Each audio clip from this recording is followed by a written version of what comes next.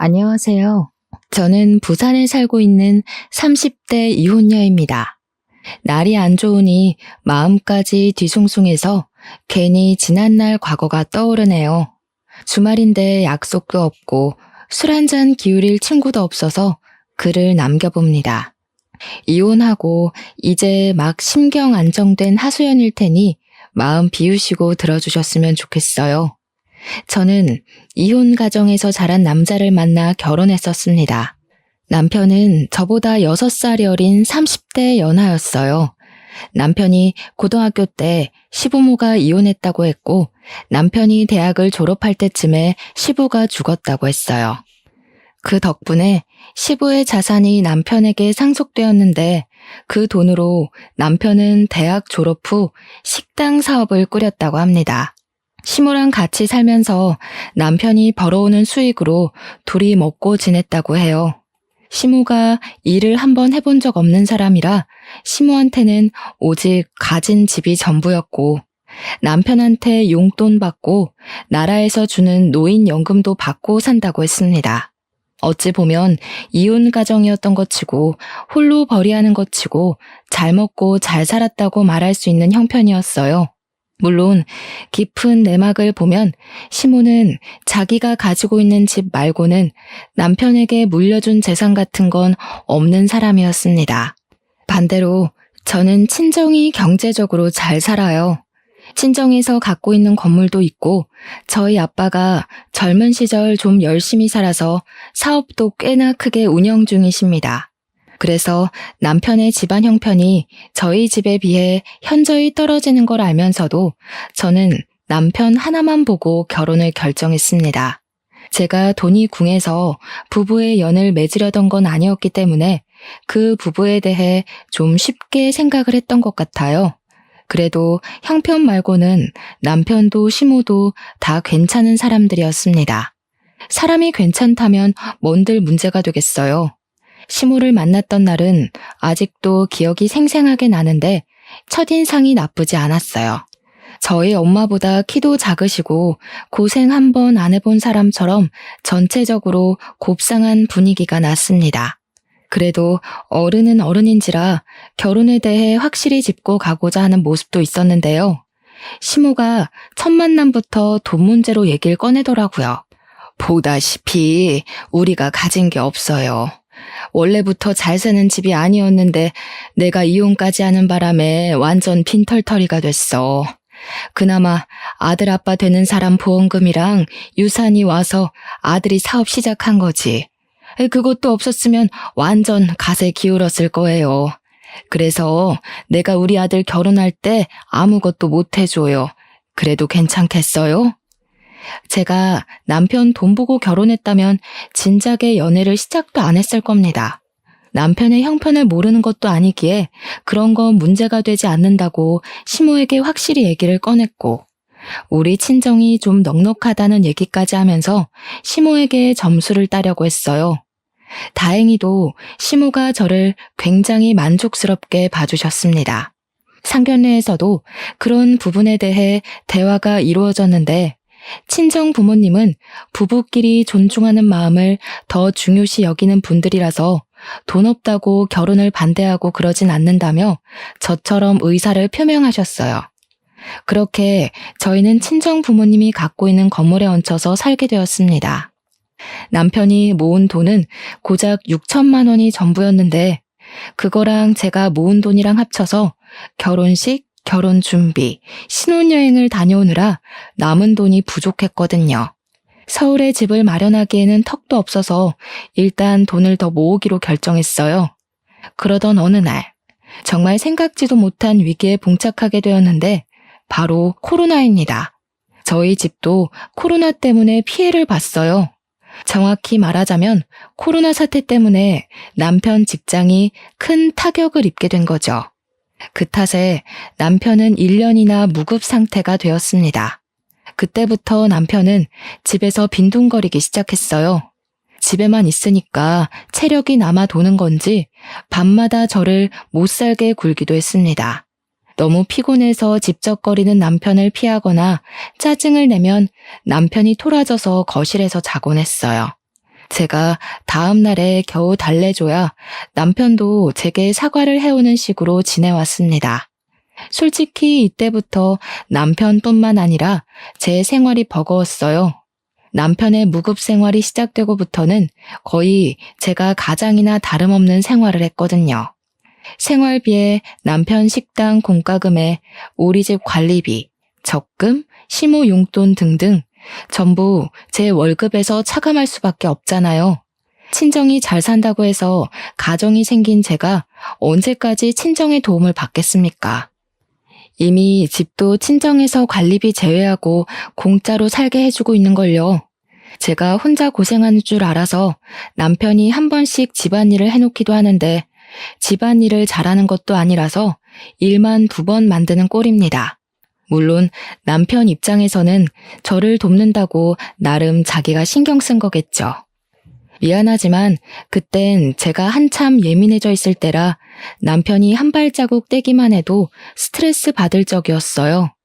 그렇다고 그걸 제가 지적하기도 미안한 상황이라 결국 아무 말도 못했습니다. 무엇보다 백수인 본인이 무급인 것에 제일 스트레스일 거잖아요. 남자는 돈 버는 걸로 자존심이 서고 꺾이고 한다는데 매일 집에만 있고 처가가 준 집에 얹혀 살고 처갓집이 챙겨주는 반찬 먹고 하면 얼마나 자존심 상하겠어요. 최대한 그런 남편의 입장을 이해해주고 싶어서 저는 화가 나도 억누르고 짜증을 냈다가도 제가 먼저 사과를 하고 그랬습니다. 그런데 어느 날엔 정말 철딱서니 없는 남편이 제대로 미운 적이 있었는데요. 남편이 갑자기 제게 아기를 갖자고 하는 거 아니겠어요? 저 살면서 돈 때문에 쪼들려 본 적은 결혼하고 처음이거든요. 우리 상황이 여의치 않은 거 저랑 남편이 제일 잘하는 상황인데 이 상황에 아이를 낳자니 이거 생각 없는 거 맞죠? 지금 우리가 애 만들 사정이야? 황당해서 웃음도 안 나오네. 우리 둘이서 생활하기도 빠듯한 돈으로 무슨 애를 낳아. 어머님한테도 서운하네. 어머님이야말로 내가 당신 대신 용돈 드리고 있는 거 알면서 어떻게 임신 얘기 쉽게 하실 수가 있어. 그렇긴 한데 엄마가 자꾸 닥달하잖아. 나도 엄마한테 다 설명했지. 지금 내가 돈 못 벌고 있어서 아기가 급한 게 아니라고. 그런데도 엄마는 시기가 중요하다고. 나중에는 애 낳고 싶어도 못 낳는다잖아. 코로나 터지기 전 명절에 시모가 아이 얘기를 묻긴 했었습니다. 그때만 해도 친정 건물에 얹혀 살긴 했으나 돈에 쫓기듯 살 때가 아니라서 진짜로 아이 가질 계획을 했었어요. 근데 누가 코로나 터질 줄 알았겠습니까? 제가 버는 돈으로만 생활을 하다 보니까 아이 계획은 감히 생각도 못 하겠더라고요. 그래서 저는 생활이 나아지고 남편이 다시 사업 일으킬 때까지 미루려고 했어요.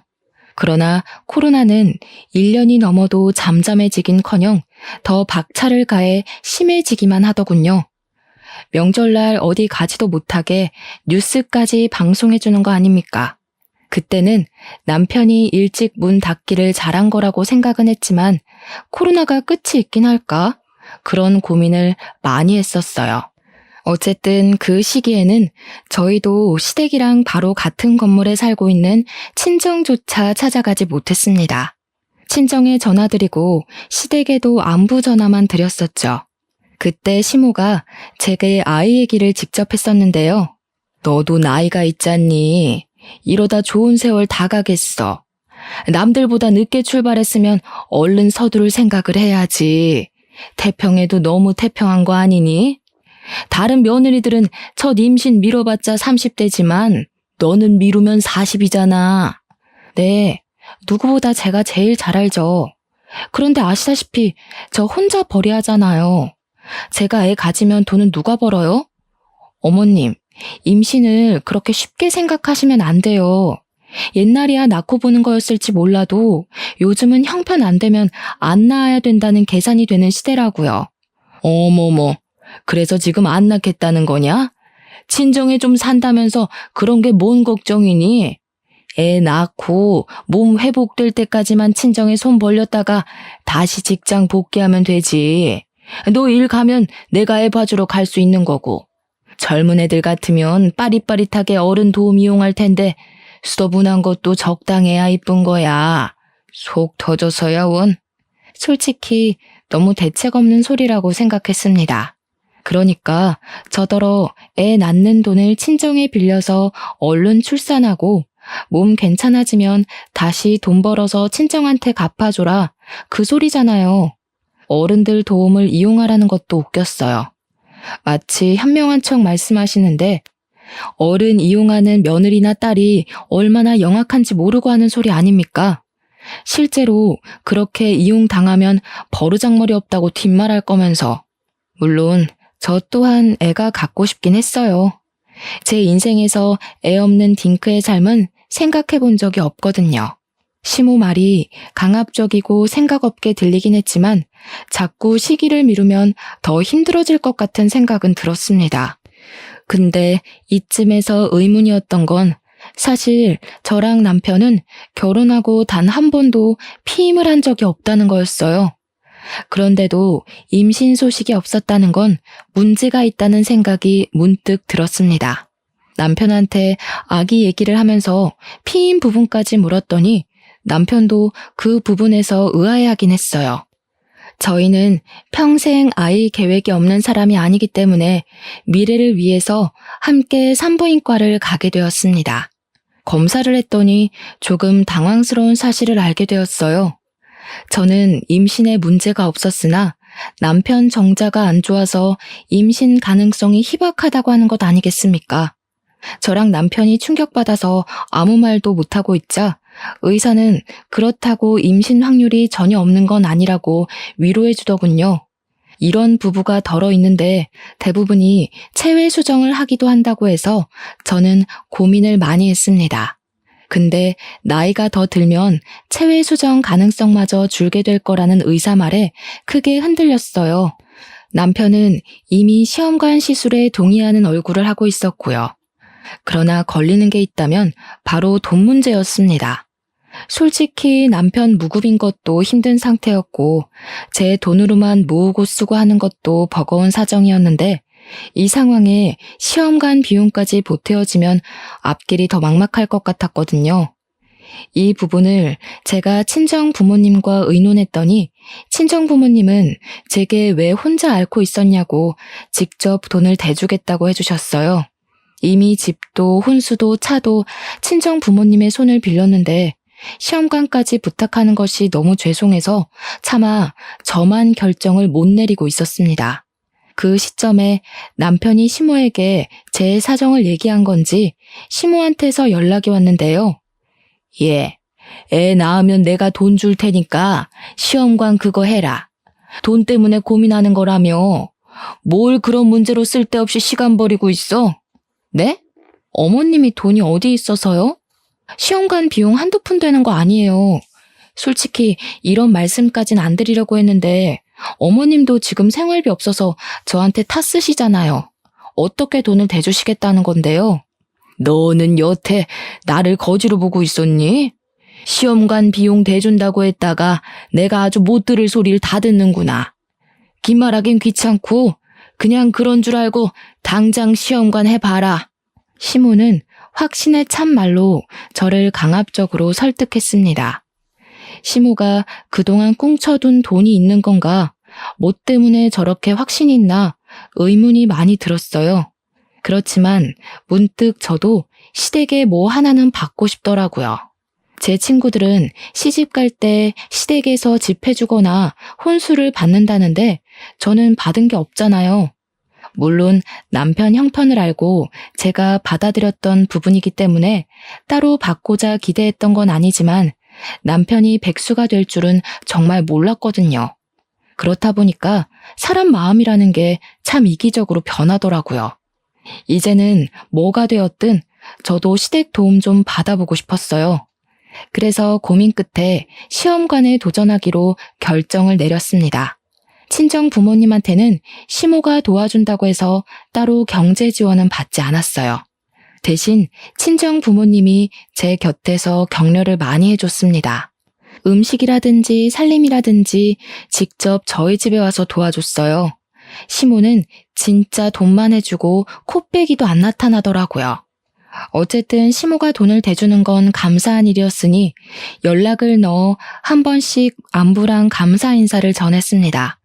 물론 그마저도 전화는 안 돼서 문자로 했지만요. 양가 식구들 모두가 응원하던 저희 부부의 시험관 도전은 결코 쉬운 길이 아니었어요.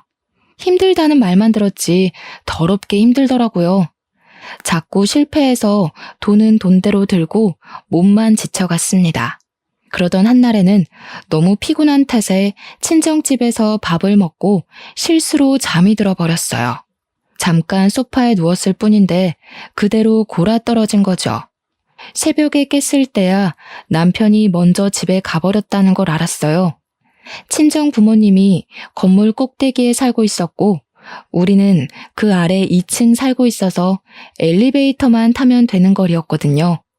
친정 부모님 말로는 남편이 저더러 여기서 편히 자라고 하고 두고 갔다 합니다. 엄마가 중간에 깨서 얘기해줬는데 저는 내일 출근도 있고 해서 엄마한테만 인사하고 집으로 내려갔어요. 도어록을 따고 들어갔는데 안방에 남편이 없었더라고요. 그새 어딜 갔나 하는 순간 화장실 쪽에서 소리가 들려 가봤습니다. 문 밖으로 담배 냄새도 솔솔 났고 남편 목소리도 들렸어요. 이 자정에 누구랑 연락을 그렇게 하나 엿들어봤다가 아주 기가 막힌 사실을 알게 됐지 뭡니까. 이래서 나이 많은 여자는 아무짝에 쓸모가 없는 거다. 어떻게 만나도 아래로 6살이 아니라 위로 6살을 만난 거니? 남들한테 쪽팔려서 며느리 자랑도 못하겠네. 네가 어디가 모자라서. 아휴, 내 입만 아프지. 엄마가 결혼 안 된다고 더 밀어붙였어야 했는데 다 내 탓이야. 아, 몰라. 노산이니까 어쩔 수 없지. 어차피 늙은 여자랑 결혼해버린 거 그런 것쯤은 엄마가 그냥 이해 좀 해. 근데 시험관 비용은 왜 엄마가 되겠다고 한 거야? 그것도 처가에서 해줄 생각이던데. 듣자 하니 남편은 시모랑 통화를 하는 것 같았습니다. 근데 대화 내용이 좀 이상했어요. 임신 문제는 남편한테 있어서 착상이 잘 안 되었던 건데 남편도 시모도 임신의 문제를 제 탓하고 있었습니다. 애초에 남편이 제 탓으로 말했기 때문에 그런 거겠죠.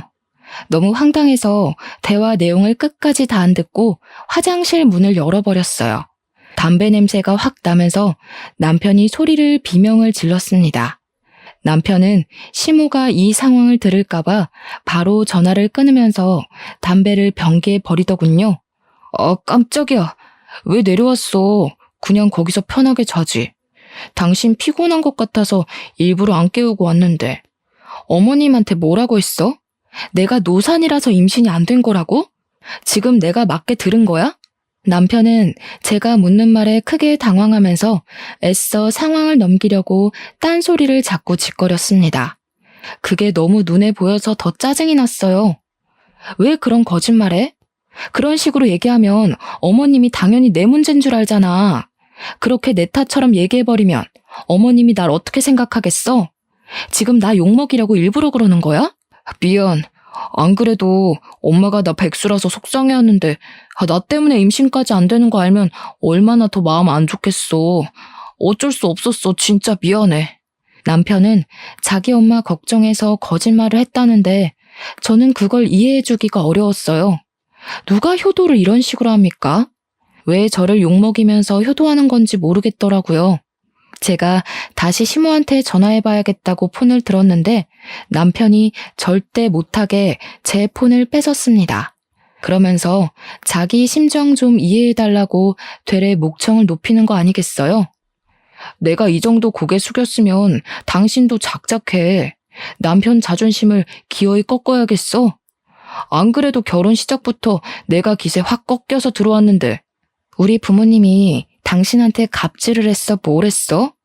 당신이 백수라서 눈치 보는 것도 당신 몫이고 돈 못 모아서 친정 건물에 얹혀 사는 것도 당신이 감안해야 할 몫인 거야. 그렇게 억울하고 쪽팔리면 이 약물고 노력해서 먹고 살 궁리라도 하던가. 자기 혼자 자존심 다 깎아먹고 있으면서 누굴 탓해? 아, 그래, 잘났다. 너는 매번 그렇게 훈계질했어. 내가 네 자식이냐? 나 네 남편이야. 6살 많다고 자꾸 가르치려고 하지 말지. 그날 새벽에 남편이랑 한바탕 싸움을 한다고 새벽을 거의 다 보냈었어요. 그렇잖아도 스트레스가 이만저만 아닌데 남편까지 이상한 거짓말로 제 신경을 긁으니 심신안정이 중요한 시험관 시술이 계속 실패만 거듭했습니다. 저는 결국 3번의 시도 끝에 임신을 포기했어요. 친정 부모님은 제게 고생 많았다고 위로를 해준 반면 시모는 그날 제게 전화를 해 따져 물었습니다. 내가 돈을 얼마나 들였는데 그거 하나를 못 해내냐? 애 안 낳을 거면 우리 아들이랑 왜 결혼했니? 나이 많아서 노처녀 될 뻔한 거 구제해줬으면 빨리 애 낳아서 우리 집안 대를 이을 생각을 해야지. 돈 날로 먹을 작정이야? 제가 애 낳으려고 결혼한 거 아니잖아요. 저 충분히 노력했고 시험관도 한두 번이죠. 이젠 힘들어서 못하겠어요. 제가 어머님 돈 날로 먹은 걸로 보이세요? 솔직히 정확하게 따지고 보자면 날로 먹은 건 어머님이 더하죠. 제 돈이 어머님한테 얼마나 들어갔는데요. 뭐야? 이제 시엠이 말이 말 같지도 않나 보네? 지금 너 혼자 힘들어? 임신하려면 여자 나이가 얼마나 중요한데 다 늙어서는 아무 노력도 안 하고 그딴 식으로 짓거릴 거면 네가 해줄 게 이혼밖에 더 있겠니? 뭔 놈의 이런 고약한 년이 다 있대? 내 귀한 아들 너같이 고집 세고 보잘것 하나 없는 애랑 결혼시키는 게 아니었는데 아이고 내 천추의 한이다. 사람이 한계에 다다으면 말하기조차 피곤해서 입을 닫게 된다는 걸 그때 처음 느꼈습니다. 그리고 듣자 하니 시모는 시험관 역시 제 개인적인 문제 때문에 임신이 안 되는 줄 알고 있더라고요. 남편이 아직도 시모한테 솔직하게 말 안 했다는 생각에 짜증이 나서 결국 실토해줬습니다. 어머님, 뭘 알고나 따지세요. 제가 아니라 어머님 아들이 씨 없는 수박이라고요. 남편이 백수라 자기 엄마 더 걱정시키기 싫다고 솔직하게 말 못한 건데 그쪽 아들 때문에 손주 씨가 메말라 있는 거예요. 제가 입 아파서 이런 말까지는 안 하려고 했거든요. 어머님 아들이 성불구인 줄 알았으면 저도 이 결혼 안 했어요. 왜 자꾸 나한테 덮어 씌워요? 왜 내가 그쪽 아들 때문에 애 없이 살아야 되는데 나도 짜증나 정신 나가겠으니까 부추기지 좀 마세요. 저는 정말 예의고 도리고 다 버린 채 시모한테 성질을 부렸어요. 더 이상 이해해주면 끝도 없이 사람 피를 말릴 것 같더라고요. 이렇게 말을 하면 생각 있는 사람의 경우 적당히 해야 되잖아요. 그런데 시모는 정말 상상을 초월하는 사람이더라고요. 얘기하면 어느 정도 알아듣고 자신의 실언을 민망해할 줄 알았는데 더 뻔뻔하게 나오는 거 아니겠어요? 그래서 씨가 부실해도 밭이 좋으면 임신되는 거야. 애초에 밭이 똥통인데 정자가 수백만 마리 있으면 뭐 하겠니? 그리고 우리 아들이 너 만나기 전에는 잘만 사업했어. 그런데 너 만나자마자 일이 틀어졌잖니. 이게 뭔 뜻이겠어? 너무 막무가내 논리에 순간적으로 말이 안 나왔습니다. 시모는 남자한테 여자 하나가 잘못 붙으면 망하는 법이라고 하면서 애초에 남자에게는 여자가 어떤 모양새로 있어주느냐가 중요하다고 개소리를 하더군요. 황당해서 별 대꾸 못하고 끊어버렸어요. 이걸 남편한테 얘기해봤자 싸움만 될 거고 그냥 무시하고 살자 생각했는데 어느 날 연락도 없이 시모가 우리 집을 찾아온 게 아니겠습니까? 퇴근하고 왔는데 남편이랑 시모가 식탁에 마주보고 앉아서 밥을 먹고 있더라고요. 보아하니 시모가 반찬 등을 쌓은 것 같았습니다. 제가 퇴근했다고 내다보는 것까진 안 바라는데 적어도 저한테 시모가 올 거라고 언질은 해줘야 되는 거 아닙니까? 남편이나 시모나 그들의 무례한 행동에 얼마나 황당하고 화나던지. 그래도 시모가 어른이니까 저는 인사를 드렸고 연락도 없이 어쩐 일이냐고 대우해줬습니다. 애도 안 낳는 게 뭐 바쁘다고 내 아들 밥까지 굶기니? 집에 하나 있는 여자가 신랑을 개 취급하는데 남편이 제 몫을 하겠어? 말씀이 지나치시네요. 저랑 남편 같이 친정에 밥 먹으러 가요. 남편 혼자 있어도 친정 가서 밥 잘만 얻어먹고요. 이이가 저보다도 더 잘 먹고 잘 사는데 무슨 소리세요? 어디서 눈 하나 깜빡 안 하고 거짓말을 해? 딱 봐도 우리 아들 살이 빠진 것 같구먼. 그러고 보니 넌 좀 살찐 것 같네? 설마 네가 살쪄서 애 못 낳는 걸 괜히 우리 아들 탓으로 뻥친 거 아니냐?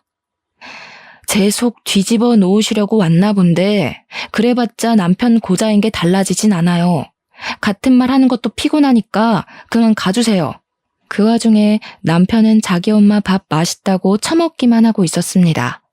시모는 제 말이 말 같지 않은지 끝까지 손주를 포기하지 않으면서 제 앞으로 두툼한 봉투를 내밀었어요. 시험관 준비를 다시 시작하라는 겁니다. 이렇게 돈이 술술 나올 거면 왜 신혼 초에 돈 없는 척하면서 숨겼는지 모르겠더군요. 뭐가 어쨌든 오늘부터 나도 여기서 지내야겠다. 이거 내 집 팔고 가져온 돈이니까 손 좀 안 들어와라. 네? 같이 지낸다니 그게 무슨 말씀이세요? 그런 건 누가 결정했는데요? 내 아들 사는 집이라 내 마음대로 결정했다. 들어와서 시애미 노릇 톡톡히 해주겠다잖아. 애만 낳아봐라.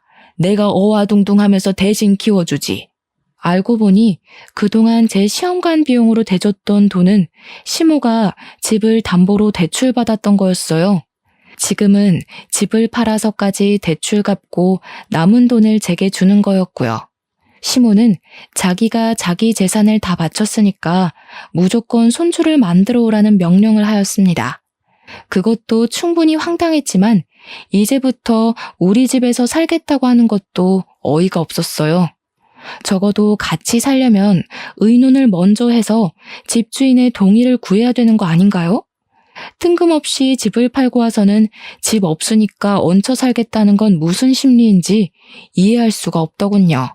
저는 그 봉투를 거절했습니다.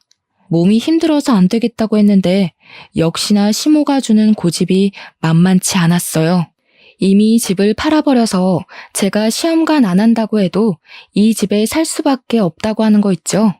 저도 제가 무슨 생각으로 그랬는지 모르겠는데 결국 한 번 더 시험관에 도전하게 되었어요. 거의 자포자기 심정이었고 시모에게 날라올 잔소리에 벌써부터 스트레스가 올라왔습니다. 그런데 놀랍게도 임신이 되어버렸어요. 이건 저뿐만 아니라 온 식구가 놀란 상황이었습니다. 특히 시모가 무엇보다 기뻐하면서 저더러 고생 많았다고 병원에서 회복하는 내내 저를 찾아와 줬어요. 솔직히 그렇게까지 손자의 진심인 시모를 보니까 그간 시모를 욕했던 제 마음이 저도 모르게 흔들리더라고요. 이 정도로 기뻐하는 거였으면 내가 좀 힘들더라도 중간에 포기하지 말 걸 그랬나 생각하며 저를 돌아볼 만큼 저도 감사했습니다. 하지만 역시는 역시인 건지 산후조리까지 마치고 집에 갔더니 시모가 제게 황당한 경고를 하더군요. 앞으로 사돈집에서 내 손자 보고 싶다고 하면 무조건 나한테 허락받아라. 내 돈 들여서 생긴 손자잖니? 내 돈 아니었으면 어디 이 손자가 세상 밖을 나왔겠어? 무슨 일이 있어도 사돈 손에 애 맡기는 일은 없어야 돼. 누가 보면 아기를 애완동물처럼 비용 지불하고 산 줄 알겠어요. 시모 말이 말 같지 않아서 듣는 채 마는 채 했습니다. 그런데 시모가 정말로 우리 친정의 애를 보여주는 걸 아까워하더라고요. 친정 부모님은 시모가 우리 집에 얹혀 사는 걸 이해까지 해줬는데 친정 부모님이 손주 보고 싶다고 집에 오라고 하면 그렇게 반대했어요. 자기한테 물어보라고 한 것도 다 무조건적으로 거절하기 위해서인 것 같았습니다. 혹시라도 제가 몰래 아기를 데리고 친정에 갈까봐 얘기해달라고 한 거였나 봐요. 어느 날 주말에는 친정에 가서 손자 좀 안겨주고자 외출 준비를 했었어요. 친정엄마가 사주신 옷을 아들에게 입히고 있는데 갑자기 시모가 들이닥치더니 기저귀 바람인 아들을 냅다 안아버렸어요. 지금 사돈댁 가려는 거지? 왜 내 말대로 안 하냐? 내가 사돈댁 갈 거면 나한테 미리 말하라고 했잖아. 어머님, 유치하게 왜 이러세요? 어머님이 내주신 돈으로 시험관 한 건 맞지만 제 아이잖아요. 저희 부모님도 손주 보고 싶은 건 당연한 거예요. 어머님 논리대로 밀어붙이실 거면 어머님도 저희 부모님 돈 들어간 이 집에서 나가셔야죠. 어머님은 저희 집 돈 누릴 거 다 누리시면서 왜 손주는 어머님만 봐야 되는데요? 시끄럽다. 딸이랑 아들이랑 같니? 아들은 그 집안의 모든 걸 주는 거랑 마찬가지야. 내가 내 모든 걸 너한테 내줬으니 사돈댁에서 나한테 이 정도 해주는 건 당연한 거지. 너 말 잘했다. 이참에 그만 사돈 건물에서 나가는 게 좋겠어. 사돈댁에서 집 하나 해줄 돈은 있지? 네 식구 살 집 좀 해달라고 해라. 내 돈으로 애 만들었으니까 그 정도는 해줘야 돼. 이때 남편이 생각이 있으면 중간 역할을 잘해줘야 하는데 자기 엄마 앞에서 가오를 잡고 싶은 건지 시모 편만 들더라고요. 그래, 제발 나가자. 나도 은근 처가에 눈치 보였어. 당신이 몰라서 그렇지 장인어른이랑 장모님이 매일 나한테 일 얘기하는데 얼마나 숨 막히는지 알아? 우리 엄마 아빠가 그랬다고? 다른 사람들은 그렇게 착각할지 몰라도 당신은 우리 부모님을 그런 식으로 말하면 안 되지. 친정에서 나 몰래 당신한테 용돈 꽂아준 거 내가 모를 줄 알았어? 뭐야, 장모님 진짜 웃기신다. 몰래 주는 거라고 해놓고 너한테 다 보고 들어가고 있었던 거야? 와, 믿을 사람 하나 없네. 이거 봐라. 이래도 내가 처가에서 찬밥 신세 아니야? 눈치 보여서 평소에 기죽어 살았다는 남편 말이 얼마나 웃겼는지 모릅니다. 진짜 찬밥 신세가 뭔지 모르나 봐요. 처가에서 오라고 말 안 해도 방문해서 밥 꼬박꼬박 챙겨 먹고 우리 엄마 설거지할 때 한 번을 손수 도와주겠다고 나선 적 없는 사람이 눈치가 보였다라니. 기죽었다는 사람이 슬리퍼 직직 끌고 가서 장모님 밥 주세요 할 수 있단 말인가요? 남편이란 작자는 너무 말이 안 통하는 사람이었고 대화를 하면 할수록 저까지 멍청해지는 것 같아서 참 할 말이 없었습니다. 사람이 분이 쌓이고 쌓이면 분노 이상으로 침착해지는 경향이 있는 것 같더라고요. 그들 꼬락서니를 보니 더 이상은 안 되겠다 싶어서 뭔가 해결점을 찾아야 할 것 같았어요. 아이도 생겼는데 더는 쓸데없는 사람들로부터 스트레스 받고는 못 살겠더라고요. 며칠 생각을 해보겠다고 한 뒤 저는 결단을 내렸고 부모님한테서 돈을 빌려 집을 알아보겠다고 말씀드렸습니다. 시모가 아주 신이 나서 손주를 안고 온갖 아양을 떨더군요. 그러면서 이런 집이 좋고 저런 집이 좋다고 저한테 보여주는 거 아니겠습니까? 이제야 네가 말이 좀 통하는구나. 이왕이면 여기랑 최대한 멀고 또 산이 보이는 곳이 좋겠다. 그런 데는 공기가 다르거든. 애 크는데도 굉장히 좋고. 그럼 나도. 이왕 돈 빌리는 거 나 사업장 리모델링 좀 하면 안 될까? 내가 저번에 장모님한테 은근슬쩍 말 던져보긴 했는데 장모님이 눈치가 없는 건지 말귀를 잘 못 알아들으시더라고. 당신이 잘 말해주면 도와주실 것 같은데? 두 사람의 뻔뻔한 망언에 열이 확 받쳤지만 다 참았습니다. 뭐든 부모님한테 물어보겠다고 하면서 그 화가 나는 상황을 대충 넘긴 채 저는 마음먹었던 계획들을 준비해 나갔어요. 그리고 제가 알아서 집을 매매했을 때 그들에게 이사갈 준비하자고 공표했고 실제 이삿집 센터 불러 짐을 다 빼버렸어요. 그 와중에도 시무랑 남편은 먼저 1층 트럭으로 이동해 차에 앉아 있었습니다. 이 순간까지도 일 안 하고 그저 몸만 편안하려고 하는 두 사람이 얼마나 꼴보기 싫었는지 몰라요. 두 사람의 짐만 밑에 있는 트럭으로 내려보내는 사이 저는 제 아들과 함께 그대로 본가에 올라갔습니다. 그리곤 아들을 친정 부모님 손에 맡긴 후 친정집으로 우리 집 혼수를 다 드렸어요. 남편이랑 시모가 타고 있는 트럭에 실린 물건은 제 것이 아닌 옷가지와 쓸모없는 가구, 버릴 예정이었던 생필품뿐이었어요. 저는 남편한테 전화해서 트럭에 다 못 타니까 먼저 출발하라 그랬고 도착하면 짐 좀 내려달라고 했습니다. 남편은 기세 좋게 자기한테 맡기라며 든든한 남자인 척 하더군요. 그렇게 떠나보낸 트럭을 보면서 저는 마지막 작별 인사를 고했네요. 그리고 한 60분 뒤였어요. 남편한테서 전화가 왔습니다. 여보, 여기 좀 이상한데? 오르막길 엄청 올라왔더니 이상한 초가집 앞에다가 내려줬어. 사고가 있는 것 같아서 물어봤는데 너한테 전화해보라는 말만 하네? 당신 지금 어디야? 초가집? 잘 갔네. 거기 맞아. 대충 그 안에 들어갈 물건들만 실어서 보냈는데 어때? 자연 친화적이고 좋지. 어머님도 산 보이는 곳에 가고 싶다 했잖아. 그래서 산 중턱에 있는 초가집으로 샀어. 당신이랑 당신 엄마는 이제 그곳에서 쭉 지내면 돼. 제가 계획했던 사실은 그들을 저 먼 곳에 내다 버리는 거였어요. 그동안 뻔뻔했던 시모랑 남편 태도에 참을 수 없을 만큼 화가 나서 결국 남편이랑 이혼해야겠다고 결심했거든요. 그 마음이 제가 이렇게 몰래 계획을 세우도록 만들었네요.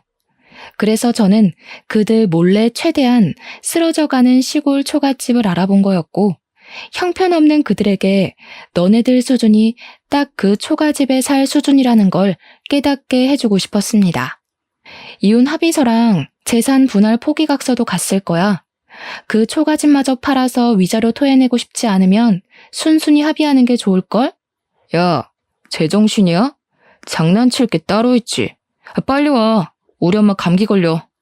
알았어. 그동안은 내가 잘못했어. 그러니까 그만 화 풀고 빨리 좀 오라고. 곧 있으면 해지는데 여기서 어떻게 자라는 거야? 에이, 누가 집까지 사주면서 장난을 치냐?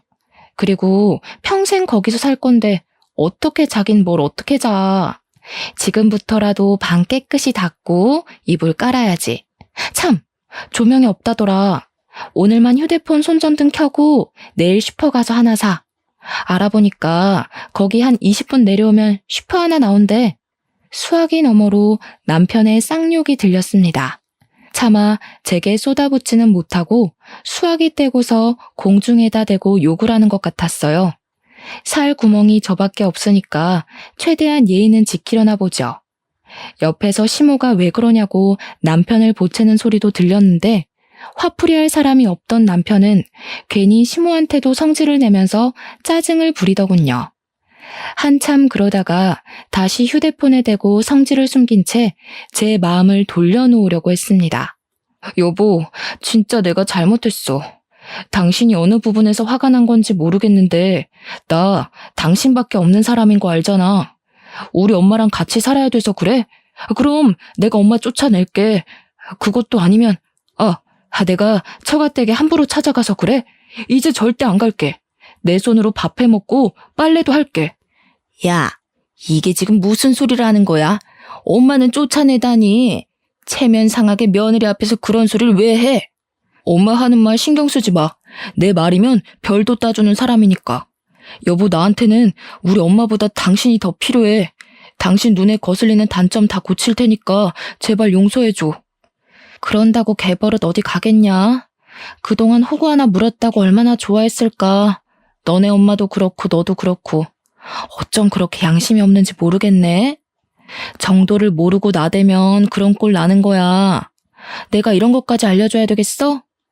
나 분명 애는 하나 낳았는데 자식이 둘인 기분이 들더라고. 야, 아무리 그래도 그렇지 사람 자존심은 짓밟으면 안 되지. 네가 날 애 취급하니까 내가 더 애처럼 굴었던 거 아니야. 고작 6살밖에 차이 안 나는 게 겁나 어른인 척하네.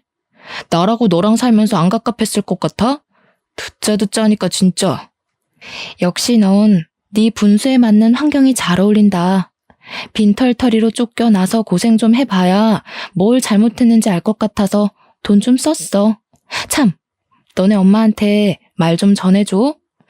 네 아들 만들 때 보태준 돈이 그 초가집에 쓰인 금액이랑 같다고. 그러니까 어머님이 돈 주신 거는 그 쓰러져가는 초가집이랑 퉁치는 거라고 전해줘. 안 그래도 옆에서 제 말을 들었는지 시모가 뭐라 언성을 높이고 있었습니다. 집중해서 들어보니 시모가 남편 휴대폰을 뺏어서 저한테 따지려고 하자 남편이 그걸 막는다고 실랑이가 벌어진 것 같았어요. 교양 없는 건 저도 마찬가지지만 시모랑 남편은 참 답이 없는 것 같아요. 저는 그런 시모에게 들으라고 일부러 크게 말했습니다. 돈 핑계로 제 아들한테 들러붙을 생각 마시고 그 초가집에 살면서 열심히 양육비나 보내주셔요. 심심하면 개 한 마리 키우시던가요. 아, 있는 아들이 개 같으니까 굳이 개는 필요 없으려나? 어쨌든 그쪽들이랑 그동안 가족이었던 건 그저 불운으로 이해하고 넘길게요. 남의 재력에 기대 살 생각 마시고 사이좋게 돈 벌고 모아서 얼른 이사 가셔요. 그 두 사람을 본 건 낮에 트럭한테 인사하고 보냈을 적이 마지막이었습니다. 제 인생에 이혼이란 오점은 없어야 된다고 생각해서 솔직히 웬만하면 그 둘을 참고 살려고 했어요. 근데 이혼해보니까 확 느껴지더라고요. 서류상의 이력과 사회적 편견은 남겠지만 적어도 집에 가기 싫진 않겠구나. 나도 집에서 쉴 수 있겠구나 하는 편안한 마음이 말입니다. 제가 하고 싶은 말은 이혼을 종용할 생각은 없으나 이혼이란 선택지가 나쁘지 않다는 걸 말씀드리고 싶었어요. 어쨌든 그 두 사람을 떼어나고 난 후부터는 제 인생이 바로 오르막길을 타게 되었어요. 그런 와중에 딱 하나 문제가 있었는데요. 제 인생의 문제는 오직 시모랑 남편밖에 없거든요. 역시나 그 둘이 제 골치를 아프게 만들었는데 두 사람이서 저의 이혼 통보를 인정하지 못해 이혼 합의가 계속 미뤄지고 있었다는 겁니다. 제게 그들은 최대한 빨리 떨쳐버리고 싶었던 인연이었던지라 대충 끝낼 수 있는 합의 방향으로 가려고 했던 거거든요. 그런데 계속 이렇게 질질 끌 거면 소송하는 것과 다를 바 없을 것 같아서 할 수 없이 그들한테 연락이 올 때마다 소송 얘기를 꺼내줬습니다. 웃기게도 두 사람은 한두 번 반항하는 것 같다가 결국엔 우편으로 합의서를 보냈어요. 누가 불리한 상황인지 깨달은 거겠죠. 전 남편은 그간 제게 용돈을 받고 살았었는데 제가 카드를 진작에 정지해버렸더니 여기까지 올 차비가 없어서 그런가 찾아오진 않았어요. 하긴 차로 1시간이면 대중교통이나 다른 걸로는 더 오래 걸리는 거리였기 때문에 왔다 갔다 하긴 쉽지 않았을 겁니다. 그 후로도 우리 아들이 100일이 지난 지금까지 그 둘의 모습은 본 적이 없습니다. 나쁜 마음먹은 사람들은 몰래 찾아오기도 한다던데 일 구하고 돈 버느라 바쁜 건지 그런 불상사는 안 생기더라고요. 그래도 꼬박꼬박 양육비는 들어오는 걸 보면 어디서 일을 하긴 하는 것 같았어요. 자기네들 앞으로 된 빚도 갚고 생활비도 하고 양육비까지 보내줘야 하는 거면 절대 전 남편 수입만으론 안 될 겁니다. 제 추측이지만 아마 시모도 일을 하고 있지 않을까 싶어요. 얼마나 잘된 일입니까? 제가 혼자서 가장 일을 다 도맡고 있을 때 그 사람들은 혼자 벌이에서 식구 먹여 살리는 게 얼마나 힘든 건지 모르고 있었거든요. 이제야 뼈저리게 느끼지 않았을까 감히 기대를 해봤네요. 저는 현재 친정에서 지내고 있어요. 몸이 좀 많이 회복되어서 다음 달에 직장으로 복귀할 예정입니다.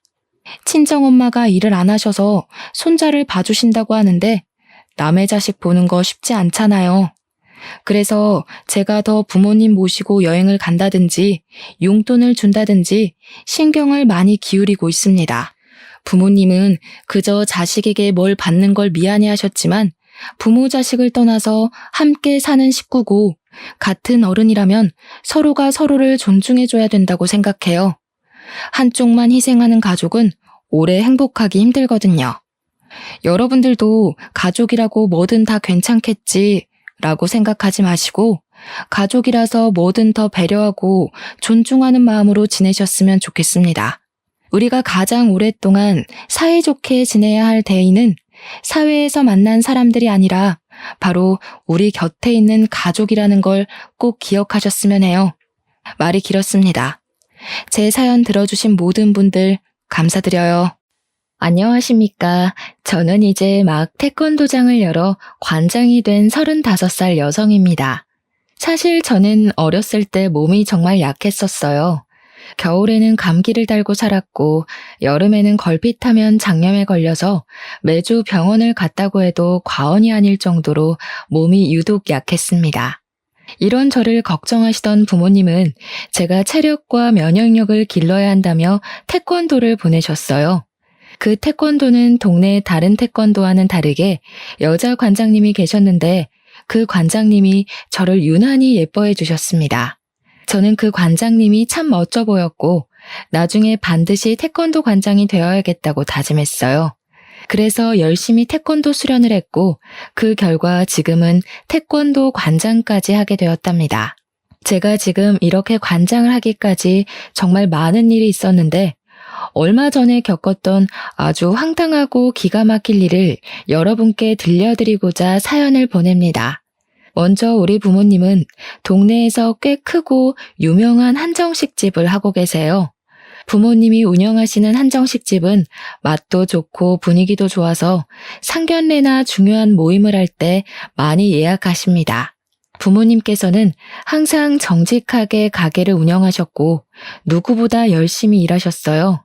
그래서인지 우리 집은 어릴 때부터 부유했고 외동딸이었던 저는 부모님의 사랑을 듬뿍 받으며 남부럽지 않게 자랐습니다. 지금부터 2년 전, 그때는 태권도장을 열기 전이었어요.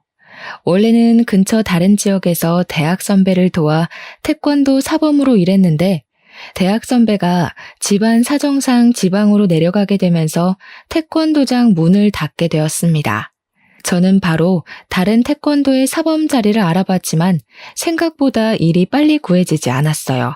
그래서 당분간은 일을 구하며 부모님 식당에서 부모님을 도와드리고 있었습니다. 하루는 식당에 있는데 부모님이 웬 가족 손님과 엄청 반갑게 인사를 했어요.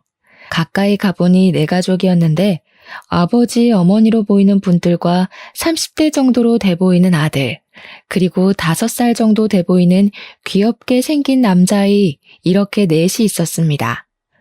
오래 근무하신 직원분의 말로는 이분들은 단골 손님으로 우리 집 근처에서 잘 나가는 태권도장을 가족끼리 운영하고 있다고 했어요. 엄마는 손님들과 인사하시다가 저를 발견하시고는 와보라고 손짓을 하시더니 우리 딸도 태권도 사범이라고 하며 태권도장 가족에게 인사를 시켜주셨습니다. 저는 인사를 하며 30대 정도로 돼 보이는 아들의 이름을 알게 되었는데 그의 이름은 박지훈이었고 나이는 33살인 저보다 7살이나 많았어요. 솔직히 저는 30대 초반 정도로 보았는데 나이가 40이라는 소리를 듣고 정말 동안이라고 생각했습니다. 지훈 씨의 어머니는 저에게 너무 인상이 좋다며 혹시 결혼했냐고 물으셨어요.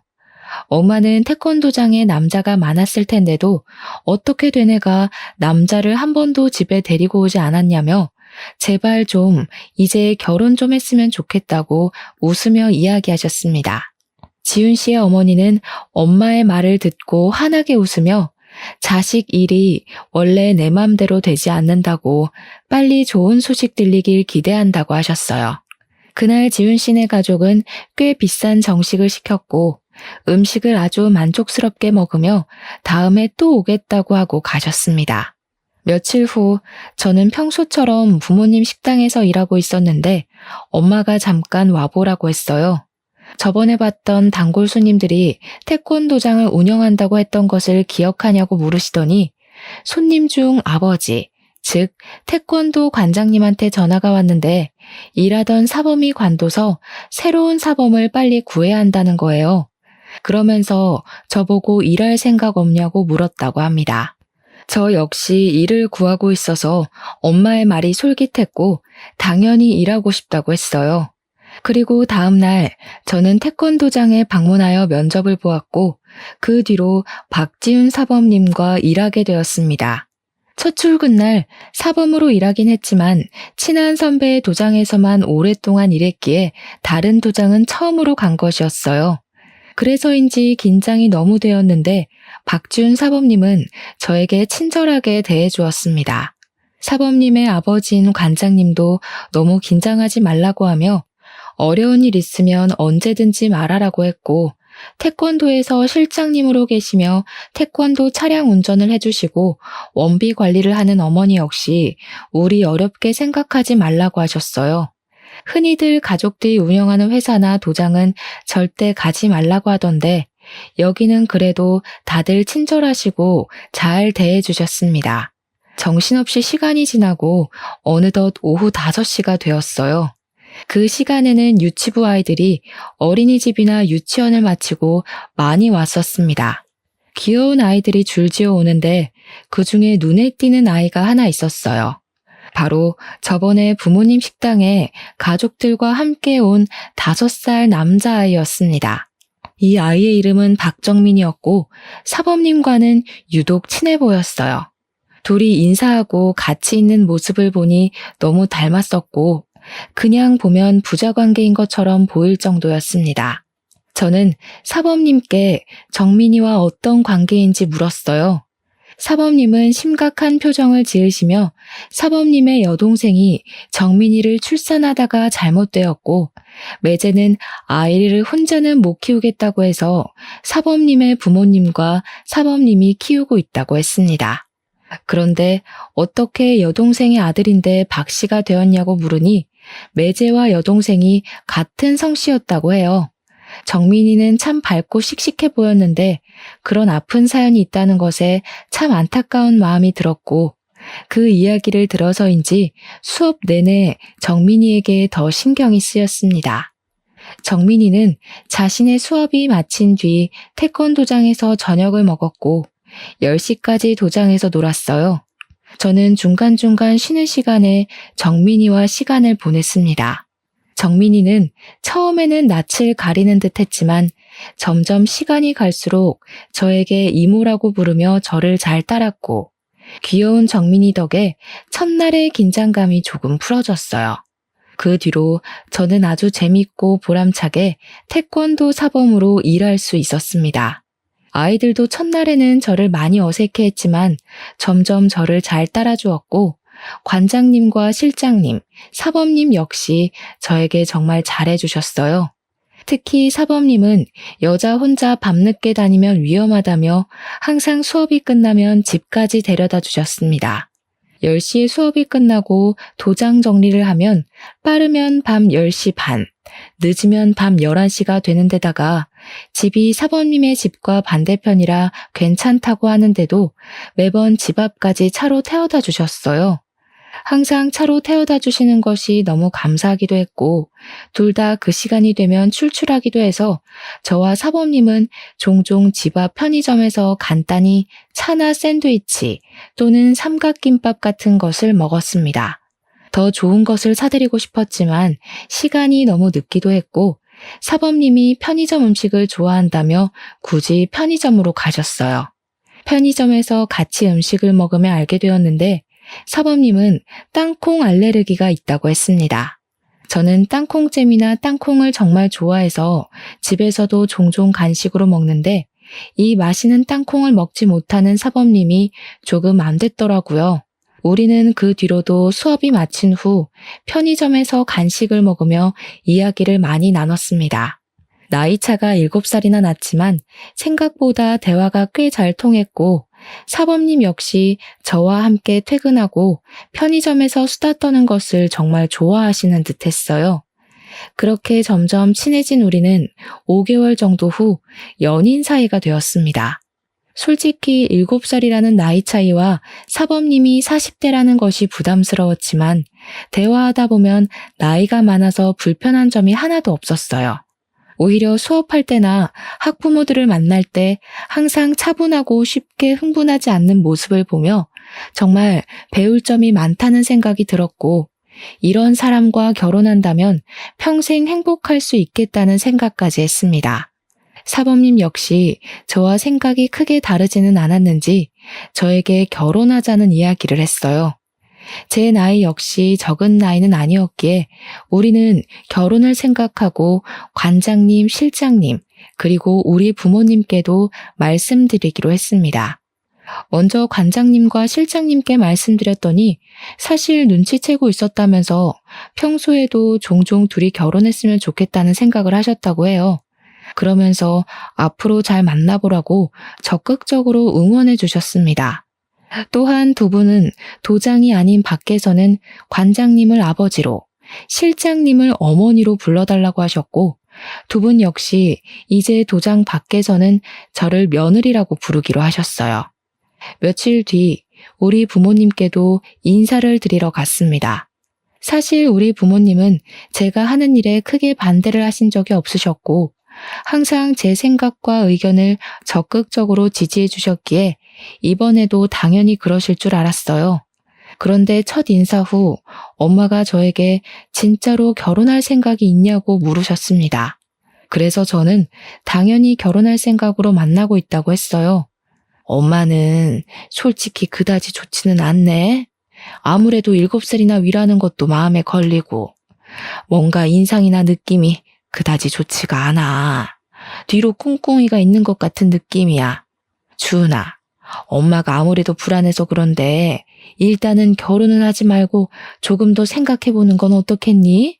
아니야. 내가 지난 5개월 동안 보니까 사범님 아이들에게도 잘하고 학부모님들 사이에서도 인기도 꽤 많아. 수업할 때 보면 사람도 차분하고 겪어볼수록 괜찮은 사람이야. 엄마가 식당 운영하면서 별의별 사람들을 다 봐서 사람 하나는 기막히게 보는 것 알지? 한번 엄마 믿고 조금만 떨어져서 다시 봐봐. 뭔가 느낌이 싸한 게 좋지 않아. 엄마는 자꾸 예비 남편의 느낌이 좋지 않다며 결혼은 조금 더 신중히 결정하라고 하셨습니다. 저는 사실 그런 엄마가 이해가 잘 되지 않았고 괜한 걱정을 하고 있다고 생각했어요. 엄마는 저와 예비 남편의 사이를 반대했지만 저와 예비 남편은 그러면 그럴수록 더 사이가 돈독해졌습니다. 예비 시부모님 역시 태권도장에서 매일 보며 저를 정말 한 식구처럼 대해주셨어요. 그러던 어느 날이었습니다. 예비 시어머니와 예비 남편이 도장에서 필요한 물품들을 사러 잠시 나갔고 도장에는 저와 예비 시아버지 둘이 있었어요. 예비 시아버지와 이런저런 이야기를 나누다가 정민이 이야기가 나왔습니다. 우리 둘째 아들이 사고만 안 났어도 정민이가 더 씩씩하게 자랐을 텐데 내가 못해준 게 많아서 그저 안타까울 따름이야. 예비 시아버지는 둘째 아들이 사고를 당했었다는 식으로 말씀하셨습니다. 분명히 예비 남편이 정민이가 여동생의 아들이라고 했고 출산하다가 잘못되었다고 했는데 예비 시아버지는 아들이라고 하니까 이상했어요. 둘째 아들이라고요? 저번에 지윤 씨는 여동생이 있었다고 말했는데. 아, 맞다. 그랬지 참. 그때 사고를 당한 것이 너무 충격이라 내가 이렇게 깜빡해. 그런데 사고를 당했다고요? 혹시 무슨 사고요? 자동차 사고란다. 아유, 이 이야기는 더는 하기 힘들구나. 얼른 수업 준비하자.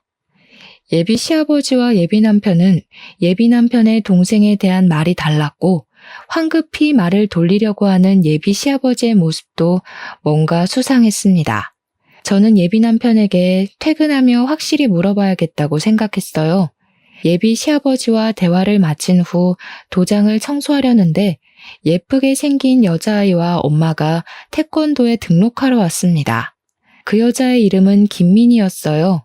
민희 엄마가 관장님인 예비 시아버지와 대화를 마친 후 태권도를 등록했습니다. 저는 민희와 반갑게 인사하며 수업 시간에 만나자고 이야기하고 돌아섰는데 그때 예비 남편과 예비 시어머니가 같이 도장으로 왔어요. 그런데 예비 남편이 민희 엄마에게 아주 반갑게 인사를 하는 것이 아니겠어요? 예비 시어머니도 처음에는 못 알아보는 듯 했다가 예비 남편이 알려주자 그 어린아이가 벌써 결혼하고 아이까지 있냐며 반가워하셨습니다. 예비 남편은 뒤에 서 있던 저를 부르더니 민희 엄마가 초등학교 동창으로 옆집에 살며 부모님끼리도 친하게 지내던 사이였다고 했어요. 그리고 민희 엄마에게는 저를 태권도 사범님이자 결혼할 사람이라고 소개했습니다. 민희 엄마는 둘이 아주 잘 어울린다고 하며 여자 사범님이 있어서 더 편하고 마음이 놓인다고 했어요. 저는 민희 엄마께 인사 후 수업에 들어갔습니다. 그날도 모든 수업을 무사히 마치고 예비 남편은 항상 그랬듯 저를 집까지 데려다 주었어요. 집에 가는 차 안에서 예비 남편에게 예비 시아버지께서 여동생이 차 사고를 당했다고 말씀하시던데 저번에 출산하다 잘못했다고 하지 않았냐고 했습니다. 제 말에 예비 남편은 순간 당황한 표정을 짓다가 이내 슬픈 표정을 지었어요. 그러더니 사실은 아기를 낳으러 가는 길에 차 사고가 났다고 했습니다.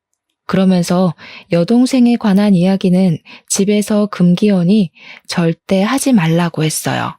부모님이 한동안 정말 죽을 정도로 힘들어 하시다가 여동생의 사진이며 흔적을 모두 다 지우고 이제야 마음 잡으셨으니 괜히 이야기 꺼내지 말라고 신신당부를 했습니다.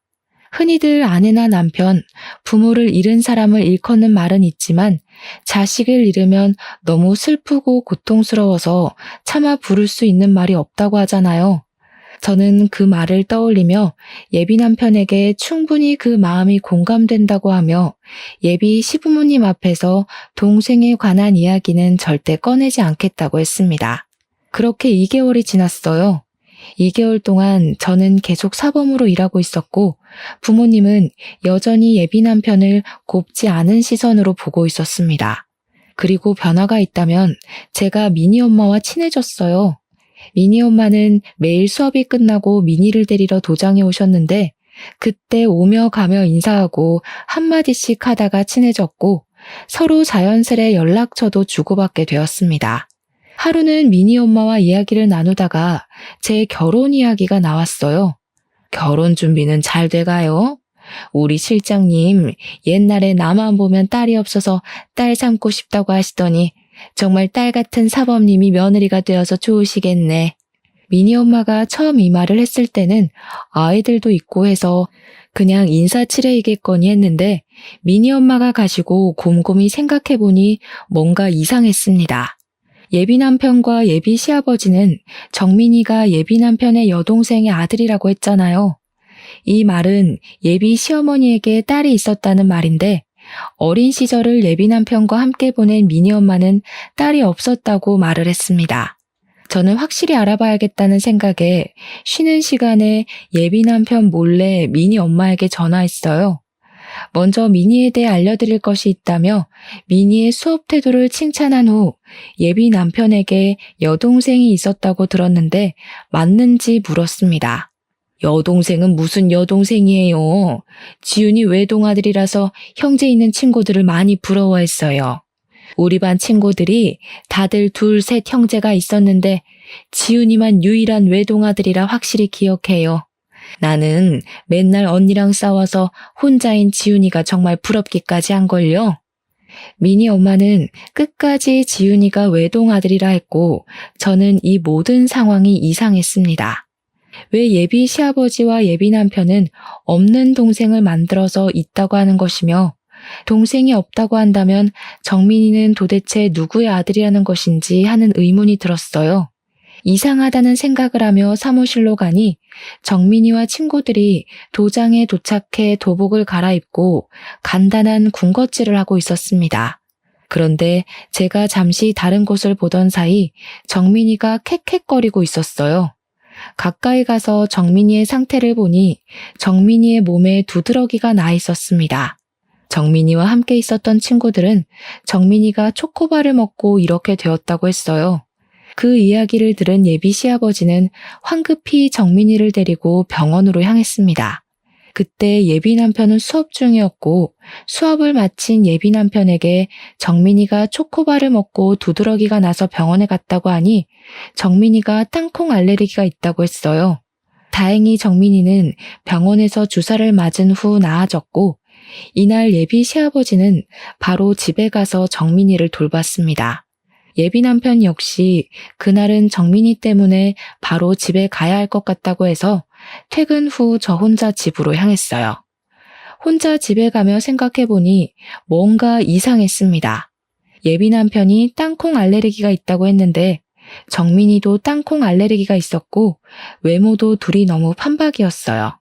설마 정민이가 예비 남편의 아들인가 하는 생각이 들었고 만약 이게 사실이라면 예비 남편이 결혼을 한번 했을 수도 있겠다는 생각이 들었습니다. 이 생각까지 한 저는 결혼 전에 제대로 예비 남편에 대해 알아보기로 했어요. 다음 날 아침에 8시에 눈을 떴는데 원래라면 이 시간에 집에 계셔야 할 부모님이 계시지 않았고 전화해도 받지 않았습니다. 두 분이 어디 가셨나 싶어 일단 씻고 나왔는데 부모님이 집에 오셨어요. 어디를 다녀오셨냐고 하니 가게 직원이 용한 무당집을 소개해줘서 제 사주를 보고 오셨다고 하셨습니다. 저는 원래 사주를 잘 믿지 않아서 그런 거를 왜 보냐고 했지만 그래도 제 사주를 봤다니 궁금하기는 했어요. 무당이 뭐라고 했는지 물어보니 건강이고 뭐고 다 좋은데 지금 만나고 있는 사람과는 절대 결혼하지 말고 제 결혼 운은 38살에 들어오니 그때까지 기다리라고 했다는 것입니다.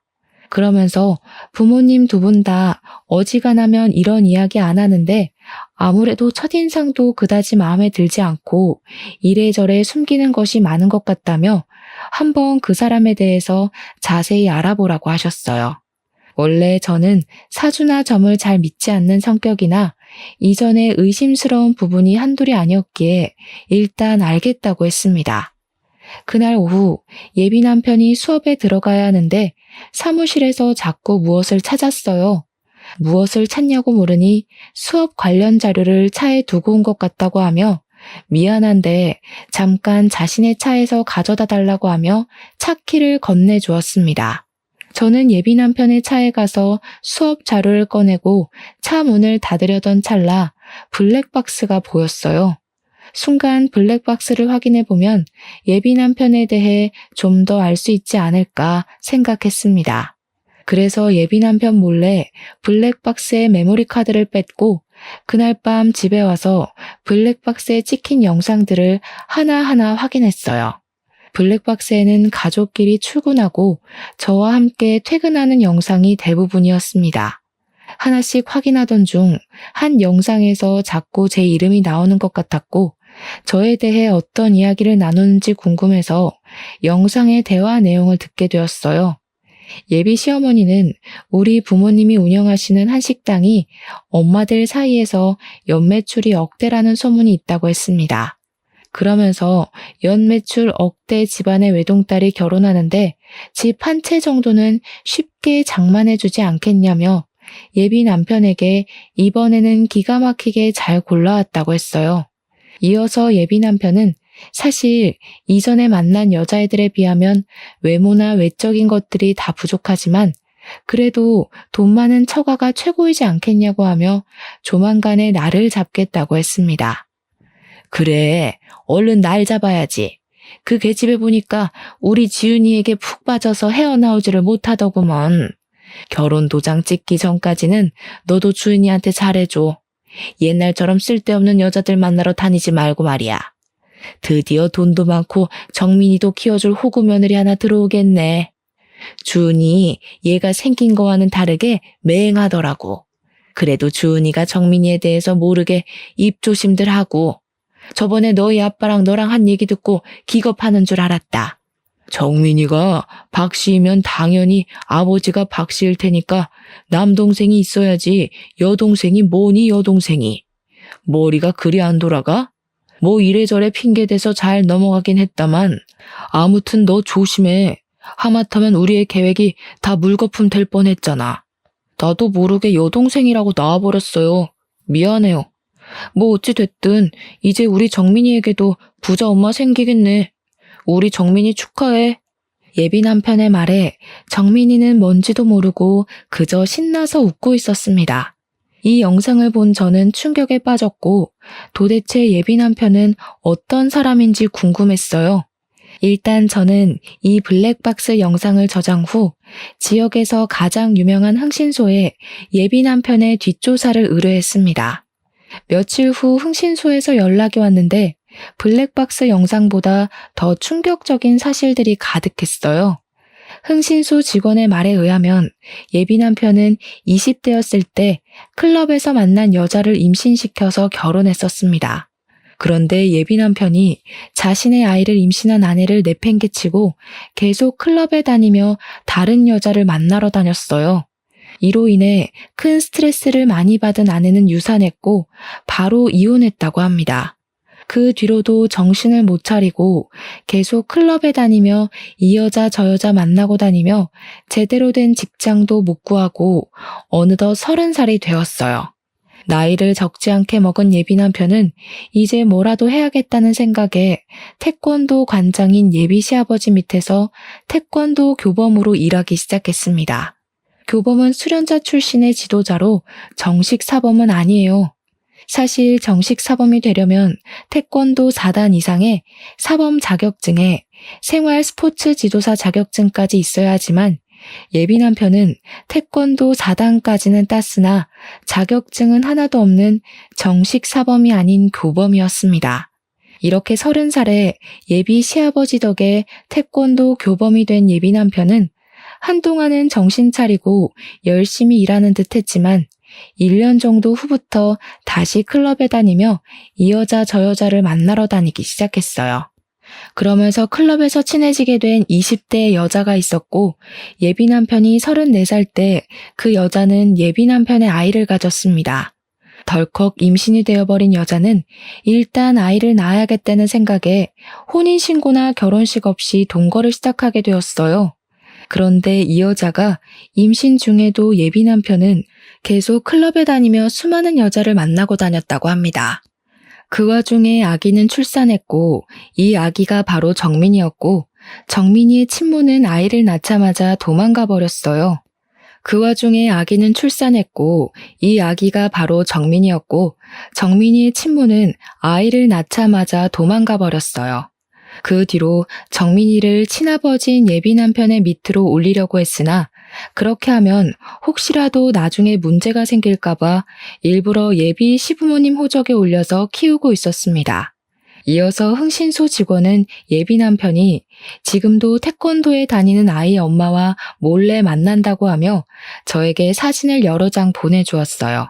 그 사진에는 예비 남편과 미니 엄마가 팔짱을 끼고 거리를 걷는 장면, 분위기 좋은 식당에서 마주보고 앉아 다정한 눈빛을 주고받으며 서로 밥을 먹여주는 장면, 외진 공원에서 스킨십을 하는 장면까지 찍혀 있었습니다.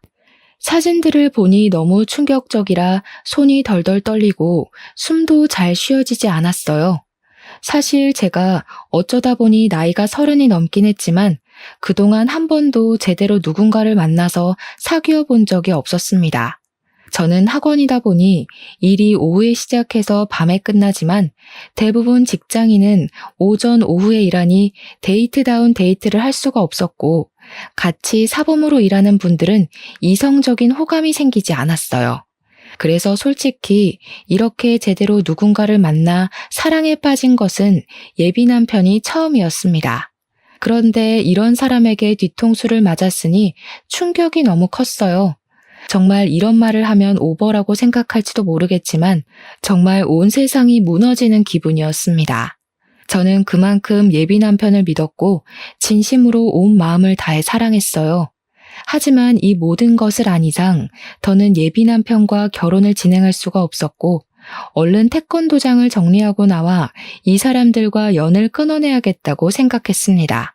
흥신소 직원분과 충격적인 통화를 끊고 나서 가만히 생각해보니 예비 남편과 불륜을 저지르고 있는 미니 엄마에게 화가 너무 났어요. 둘이 그렇게 몰래 만나고 있었으면서 미니 엄마는 제게 그동안 친한 척을 해왔습니다.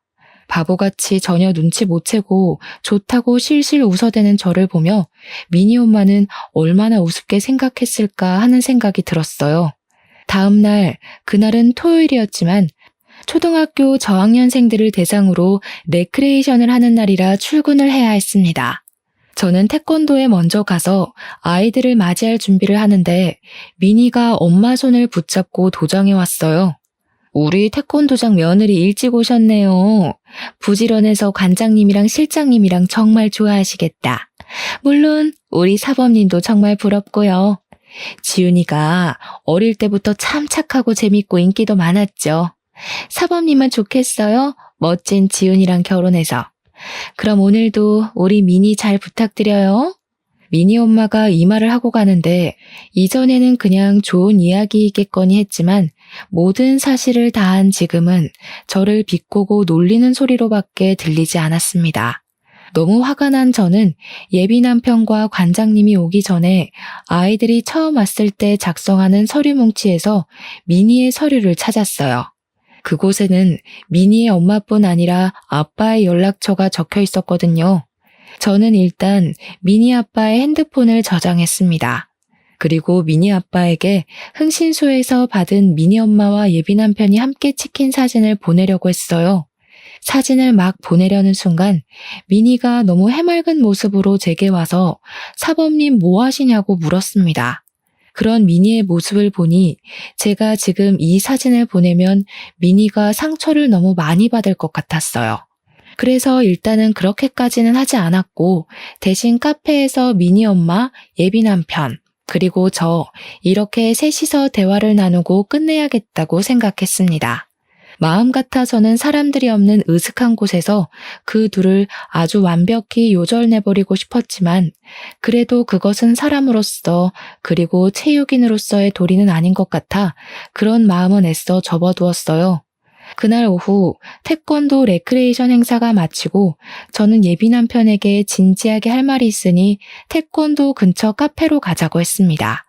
그리고 미니 엄마에게도 미니에 대해 급히 할 말이 있으니 별일 없으면 태권도 근처 카페로 나오라고 했어요.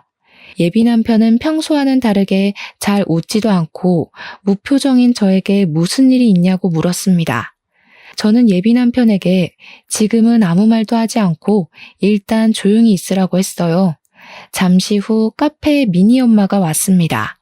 미니 엄마는 처음에는 제 모습만 보고 미니에게 무슨 일 있냐고 했다가 제 앞에 앉은 예비 남편을 보고 놀란 표정을 지었어요. 일단 박지훈 사범, 아니지, 교범 옆에 앉으시고 우리 이제 진실을 이야기해 볼까요? 두 분, 이 사진 좀 보세요. 저는 흥신소에서 받은 사진들을 예비 남편과 미니 엄마에게 보여주었습니다. 둘은 제가 내민 사진을 보고 크게 당황해했어요. 주은아, 그니까 이 사진이 어떻게 된 거냐면 말이야. 말했잖아. 나랑 얘랑 초등학교부터 동창이라고. 그래서 허물없이 거의 가족처럼 지냈었어. 그냥 그뿐이야. 그리고 얘는 이미 남편도 있고 미니도 있는데 내가 어떻게 얘한테 다른 마음을 먹겠어. 게다가 내게는 하나뿐인 주은이도 있는데 겨우 나랑 얘랑 친하게 밥 먹는 것 가지고 그랬던 거야? 에이, 난 또 뭐라고. 오해 풀어 주은아. 예비 남편은 별거 아니라는 표정을 지으며 아주 태연하게 변명을 늘어놓았습니다. 그래서 이번에는 저번에 저장했던 블랙박스 동영상을 보여주었어요. 동영상에서 자신이 가족들과 대화한 내용을 듣던 예비 남편은 연겁 후 물을 마시며 초조해하는 모습을 보였습니다. 너는 여동생이 있었다 하고 아버님은 남동생이 있었다는데 너 옆에 있는 미니 엄마 아니지? 너 상간녀는 네가 동생이 없었다잖아. 게다가 정민이는 너와 붕어빵에 너랑 똑같은 땅콩 알레르기까지 있는 게 너무 수상쩍더라고.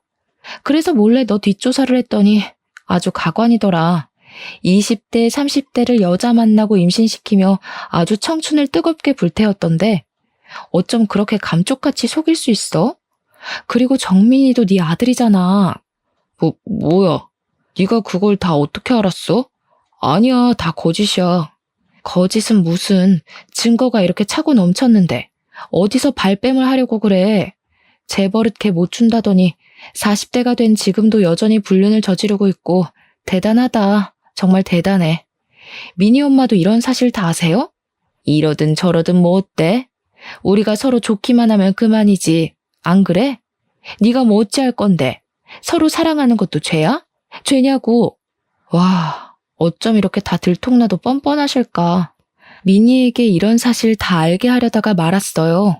착하고 여린 미니가 상처받을까 봐요. 저는 카페라서 최대한 조용히 이야기하려고 했지만 미니 엄마가 너무 흥분한 나머지 큰 소리로 저에게 서로 사랑하는 게 죄냐며 말하는 통에 카페에 있던 사람들이 예비 남편과 미니 엄마가 불륜 관계임을 알게 되어버렸습니다.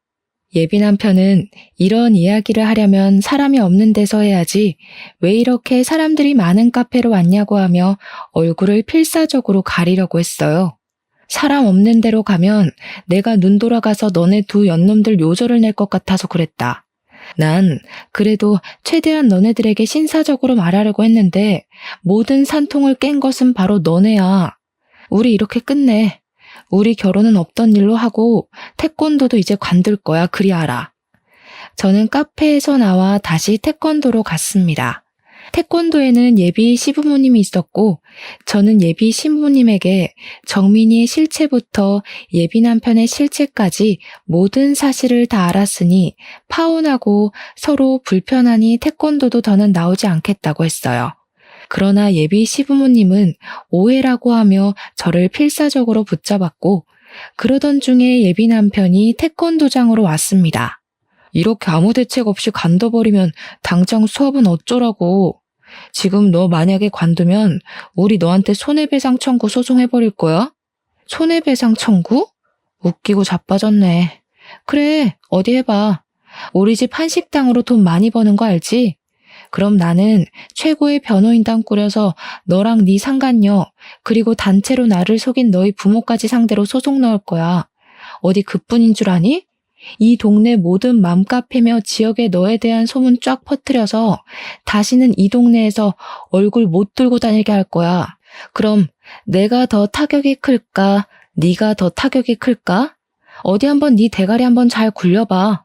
저는 끝까지 뻔뻔한 예비 남편에게 환멸을 느끼며 태권도장에서 나왔습니다.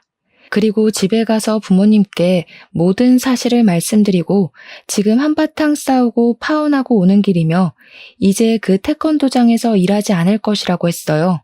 부모님은 정말 잘 생각했다고 하시며 한동안 많이 힘들겠지만 마음 잘 추스르라고 하셨습니다. 그 뒤로 저는 근처의 다른 태권도장으로 가려고 했는데 이상하게 이력서를 내도 아무 곳에서도 연락이 오지 않았어요. 당장 돈이 급한 것은 아니었지만 태권도 사범밀이 너무 재밌어서 계속 일하고 싶은데 오라는 연락이 없으니 참 속상했습니다. 하루는 사범을 구하고 있던 집 근처 태권도장에 이력서를 들고 무작정 찾아갔어요. 그 태권도 관장님은 제가 사범으로 일하고 싶다고 하자 반가워하시더니 제 이력서를 보고는 같이 일 못하겠다고 하셨습니다. 도대체 제가 어떤 점이 마음에 안 드시냐고 했더니 하시는 말씀이 사실은 직전에 근무한 태권도 관장, 즉 전 예비 시아버지가 이 지역 모든 태권도 학원에 저에 대한 이상한 소문을 냈다고 해요. 그 소문은 제가 이 남자 저 남자 만나고 다니는 꽃뱀이니까 젊은 남자 사범들이 있는 태권도에서는 절대 저를 채용하지 말라고 했다는 것입니다. 게다가 자기 기분이 좋지 않으면 아무 말 없이 그냥 간둬버린다는 소문까지 퍼뜨렸고 이 소문을 들은 지역의 관장님들이 제 이름과 제가 근무했던 직전 태권도만 보고 다들 채용을 하지 않았던 것이에요. 관장님의 이야기를 들으니 정말 피가 거꾸로 솟는다는 기분이 어떤 의미인지 알 것 같더라고요. 저는 솔직히 한동안 진심으로 사랑했던 사람이었기에 그냥 깔끔하게 파혼으로 끝내려고 했습니다. 그런데 전 예비 남편과 그 가족들은 온갖 추잡한 방법으로 뒤에서 저를 욕먹이고 있었어요. 세상에 그 어떤 말로도 표현이 안 될 정도로 화가 잔뜩 난 저는 가만히 있을 수 없었습니다. 저는 제가 속한 지역 태권도 협회 카페에 들어가 저의 전 예비 남편에 대한 모든 사실을 올렸어요. 20대부터 클럽에 다니며 이 여자 저 여자 만나 2번이나 임신시킨 사실부터 아이를 낳고 그 아이를 자신의 부모님 호적에 올린 것, 그리고 지금도 여전히 학부모와 불륜을 저질러서 파혼당해놓고 저를 파렴치한 인간으로 만든 것까지 모든 사실을 글로 적었습니다. 또한 제가 이력서를 냈던 태권도장에 찾아가 모든 사실을 태권도 관장님들께 말씀드렸어요. 관장님들은 이런 일이 있을 줄은 꿈에도 몰랐다며 단순히 소문만 듣고 오해해서 미안하다고 하셨습니다. 그런데 나에 대한 안 좋은 소문은 이게 다가 아니었어요. 제가 다른 태권도를 돌아다니며 저에 대한 오해를 풀 때 웬 아이 엄마가 제 얼굴을 보고 놀라하며 아주 못마땅한 얼굴로 위아래를 훑으셨습니다. 저는 처음 보는 사람이 저를 아주 기분 나쁘게 쳐다보니 어이가 없어서 혹시 저를 아시느냐고 물었어요. 대화를 나눠보니 그 엄마는 바로 미니 엄마와 알던 사이였는데 미니 엄마가 저에 대한 이상한 소문을 엄마들 사이에 퍼뜨리고 다녔더라고요. 그래서 이미 그 태권도장 엄마들은 저를 아주 평소 행실이 좋지 않은 질 나쁜 사범으로 알고 있다고 했습니다. 저는 그래도 미니를 생각해서 조용히 넘어가려고 했는데 그렇게 더럽고 추잡스럽게 나오는 미니 엄마도 그냥 두면 안 되겠다는 생각이 들었어요. 일단 미니 아빠 번호로 제가 가지고 있던 예비 남편과 미니 엄마의 다정한 사진을 보냈습니다. 그리고 제 핸드폰에 저장되었던 태권도장 아이들의 엄마에게 현재 미니 엄마가 퍼뜨리고 다니는 소문은 다 거짓이고 사실은 태권도 사범과 미니 엄마가 불륜을 저질렀다고 하며 사진을 보냈어요. 그리고 그 주 주말 식당에서 부모님을 도와 일하고 있는데 전 예비 시부모님, 전 예비 남편, 그리고 미니 엄마까지 나란히 왔습니다. 어서 오세요. 어디 불륜 모임이라도 하러 오셨나 봐요? 저기 화장실 앞자리에 가서 앉으시던가요? 이 인연이 정신 나갔어? 그 사진들을 미니 아빠한테 보내면 어떡해? 우리 미니가 받을 상처는 생각 안 해봤어? 네가 그러고도 애들을 가르치는 사범이야? 우리 미니 상처받아서 요새 나랑 말도 안 해. 애가 웃지도 않고 그저 죽을 상이라고. 이제 어쩔 거야? 우리 미니 어떻게 할 것이냐고. 그래서 어쩌라고요? 그렇게 미니 생각하시는 분이 미니 태권도를 가르치는 사람이랑 바람이 나셨어요. 자식을 생각하면 적어도 그런 짓은 하지 말았어야 할 거 아니야. 네가 태권도 협회에도 글 올리고 이 지역 관장들한테도 이상한 이야기해서 우리 태권도 아이들 다 등록 취소했다. 우리 태권도장 이제 문 닫게 생겼어. 평생을 태권도 하며 살아왔는데 우리 가족 이제 뭐 먹고 살아? 아줌마네가 저지른 일 때문에 이렇게 됐는데 왜 저한테 그러세요? 저 그래도 한동안 가족처럼 생각했던 사람들이었으니 조용히 넘어가려고 했는데 가만히 있으니 다들 저를 아주 개코딱지로 보셨나 봐요. 당신네 아들이랑 당신네가 작정하고 과거 많고 친아들까지 속이며 결혼시키려고 해놓고서는 왜 여기 와서 저한테 시비이고 난리이신데요? 나 참 어이가 없어서. 아, 됐고 여기 매출 올려줄 거 아니면 나가요. 계속 이런 식이면 영업 방해죄로 확 신고해버릴 겁니다. 제 말에도 이 사람들은 나가려는 생각이 전혀 없었고 결국 저는 경찰에 신고해서 이들을 쫓아냈습니다. 그 후 이들은 어떻게 되었는지 아세요? 일단 그들이 운영했던 태권도장은 문을 닫았습니다. 제가 보낸 메시지들을 본 엄마들은 전 예비 남편에게 대놓고 손가락질을 하며 비난했고 당연히 모든 아이가 등록 취소하고 환불 요청까지 했다고 해요. 태권도장은 수강하는 아이들이 있어야 운영이 되는데 아이들이 하나도 없으니 운영이 어려워 문을 닫을 수밖에 없었겠죠. 그리고 더럽고 추악한 지난 과거가 낱낱이 폭로된 그들 가족은 이 지역에서는 고개 들고 못 살게 될 지경까지 이르렀고 결국 아무도 모르게 그 가족 모두 이 지역을 떠났다고 합니다. 또한 사랑하는 것이 죄냐며 불륜 앞에서도 당당했던 미니 엄마는 미니 아빠와 이혼하고 미니는 아빠와 함께 살고 있다고 해요. 친권을 빼앗기고 유책 배우자가 되어 위자료에 양육비까지 주며 거지같이 살고 있다고 합니다. 저는 모든 오해를 푼 뒤 부모님의 가게에서 일했으나 여전히 태권도를 가르치고 싶은 생각이 있었어요. 그래서 부모님의 도움을 받아 태권도장을 차렸습니다.